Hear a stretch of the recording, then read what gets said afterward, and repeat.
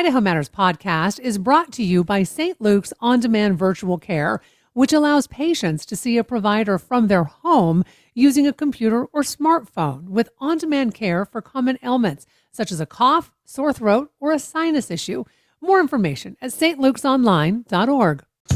Looking for more from Boise State Public Radio? Follow us on Instagram. You'll find behind-the-scenes peeks at our station, quick updates on the stories shaping Idaho, and reels that bring our reporting to life. It's a new way to connect with the music, news, and voices you hear every day on the air.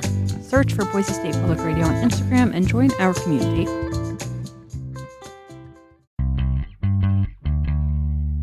From the studios of Boise State Public Radio News, I'm Gemma Gaudette. This is Idaho Matters. Idaho is one of many states in the West where homeowners insurance is getting more expensive and harder to keep. Thanks to newly released data, we now have an even clearer picture of the problem here, and it's frankly troubling. Murphy Woodhouse is a reporter with our Mountain West News Bureau team, and he recently sat down with the Gem State's top insurance official to better understand this issue, and he's joining us live now to talk more about this. Murphy, welcome to the show. Glad to be here, Gemma. Okay, so Murphy, you've been reporting on homeowners' situation for quite a while now, but before we get into this new data that the Department of Insurance provided, can you just remind us what's going on here and around the whole region? Absolutely, yeah. So earlier this year, my Mountain West News Bureau colleague, Rachel Cohen, and we did a deep dive on what I think really can just be fairly called a homeowners insurance crisis in many communities across the West. Federal data showed, frankly, alarming rates of non-renewals or policy cancellations. That's probably the more common term, and premium increases. And earlier this year, that data led me to Boise County, which is just north of us here in Ada County. It had the dubious distinction of having the single highest non-renewal rate in the state, I believe, in 2023. And in my reporting, I met Sandy and Dave. They're an elderly retired couple. He a retired fireman, she a retired nurse, if I remember correctly. And they built their dream home over years north of Crouch, which is near the Middle Fork of the Payette. I'm sure many people listening know that part of the state. It's one of my favorite parts of Idaho. So premium increases are, of course, stressful, especially if you're low income or on a fixed income. But having your policy canceled, literally having to scramble for a policy to protect what is likely your single most important asset, is extremely stressful. And I think would be good to just listen to Dave real quick, because I think he really captures that swirl of feelings. Like Sandy said, the first emotion is anger. So why can they do this to us? We paid our bills on time for years and years, and all they do is take your money, and then when you need help, they disappear. So yeah, I mean, this is just really, really hard. And there are lots and lots of people dealing with situations like that, not just here in Idaho, but really across the region. And so, Idaho was one of many states across the region that tried to tackle the issue legislatively during this year's session. And we'll get into it a little bit more later, but the legislature this year was not able to pass anything. Mm-hmm. Okay, so Murphy, earlier this year, the insurance department did asked almost every insurer to provide a range of data, right, on things like policy cancellations and premiums. And you have some of those initial findings. So what jumped out to you in that report? Yeah, so I mean, on some weeks have, I think, quite literally been awash in insurance data. And I've seen some crazy numbers, but even as someone who has that background on this issue, I was taken aback by some of the findings. Like, I mean, I've recently re-listened to some of my tape, and I'm regularly interrupting with just my oh my gods. But let's start with the big one. So in 2022, there were 464,000 active homeowners insurance policies in the state. The next year, there were 424,000.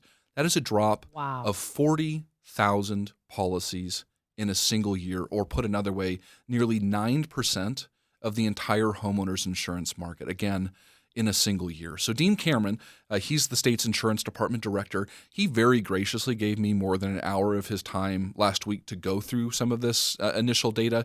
He's a former legislator as well as a third-generation insurance agent. So, I've spent the last year and a half, reporting on this issue. But this is his world, and this is what he had to say about that year-to-year change. It is very, very rare to see that significant of a drop. It shows really unhealthiness in the marketplace. Typically, we don't see that kind of a drop.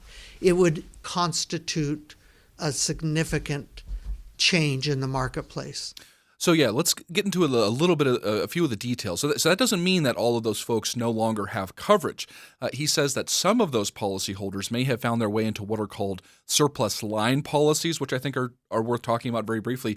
These are non-state licensed providers that the department urges caution when using because they may not cover risks like wildfires, and they can be very expensive. And there are other reasons to proceed with caution.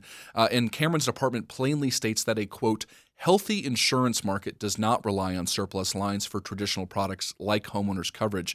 But even with that qualification, Cameron says he fears that some 30,000 policyholders may have decided to go without coverage. So I don't know anything specific about those properties. I need to qualify it, what I'm about to say with that. But I think it is worth doing a little bit of napkin math here to at least point to the potential magnitude of this situation. So the top insurance official in the state says there may be something like 30,000 people who decided to go without coverage in the wake of these cancellations.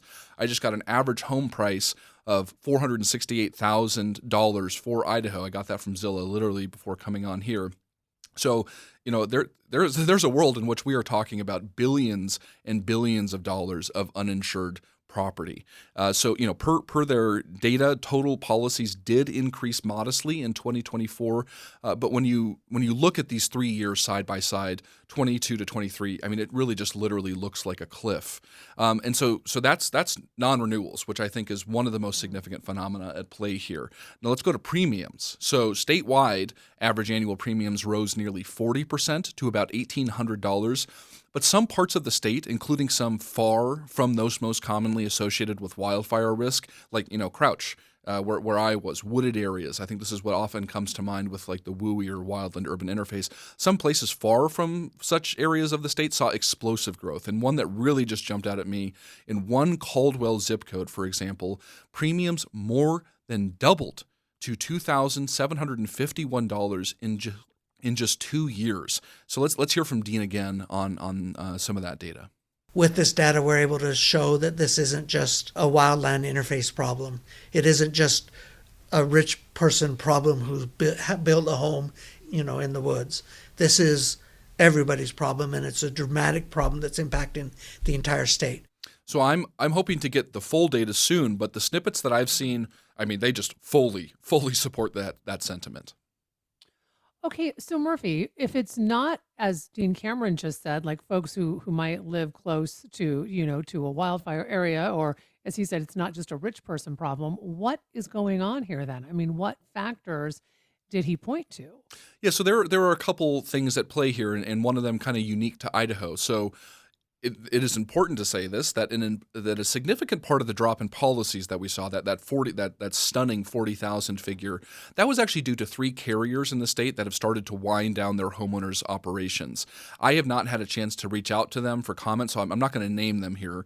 But even with that at play, Cameron says that the bulk of that extraordinary 2023 drop is quote, simply carriers tightening where they want to underwrite, where they want to sell, and deciding who they're not renewing.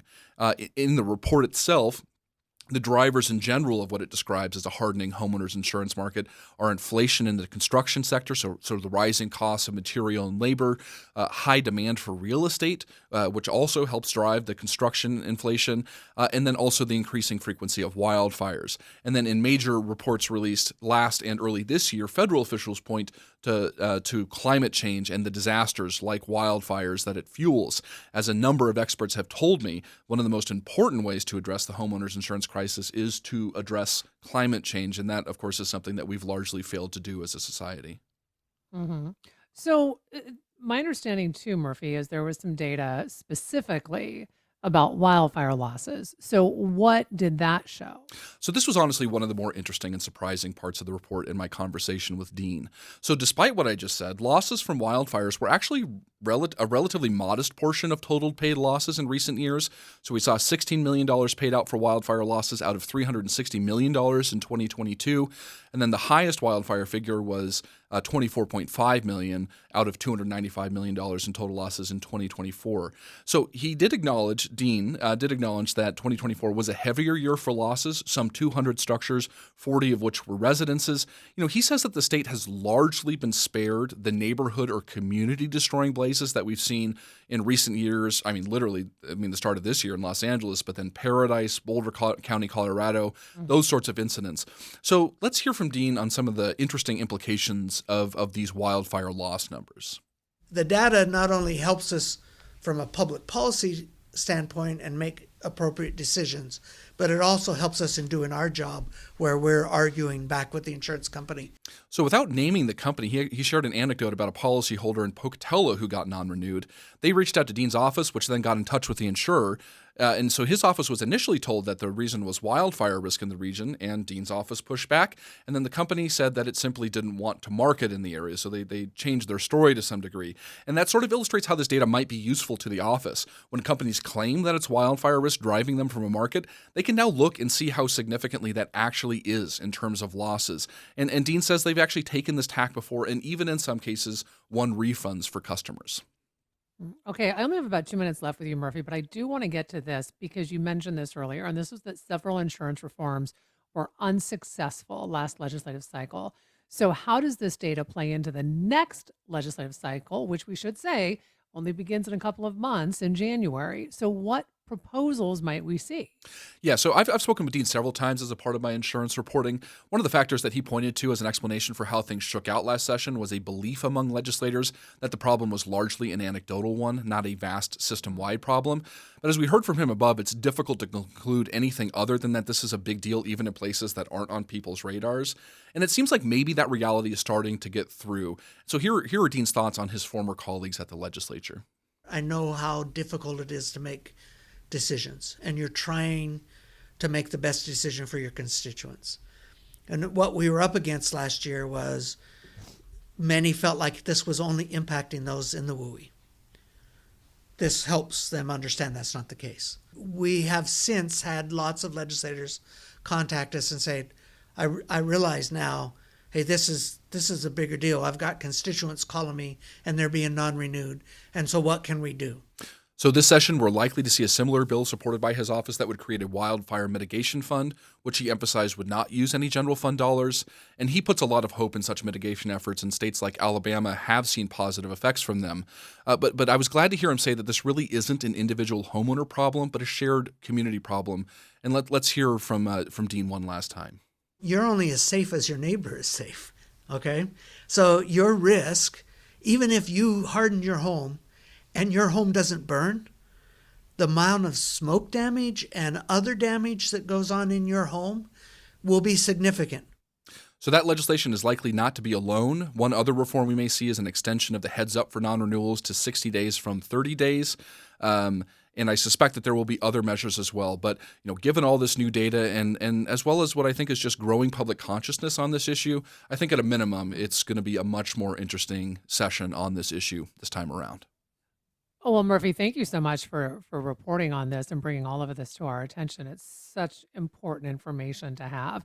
We've been speaking with Murphy Woodhouse. He's a reporter with our Mountain West News Bureau and Boise State Public Radio as well. Murphy's done quite a bit of reporting about the rise in homeowners insurance costs across the state. This is the Idaho Matters podcast. I'm Gemma Gaudet. Sources and methods, the crown jewels of the intelligence community. Shorthand for how do we know what's real? Who told us? If you have those answers, you're on the inside, and NPR wants to bring you there. From the Pentagon to the State Department to spy agencies, listen to understand what's really happening and what it means for you. Sources and Methods, the new national security podcast from NPR.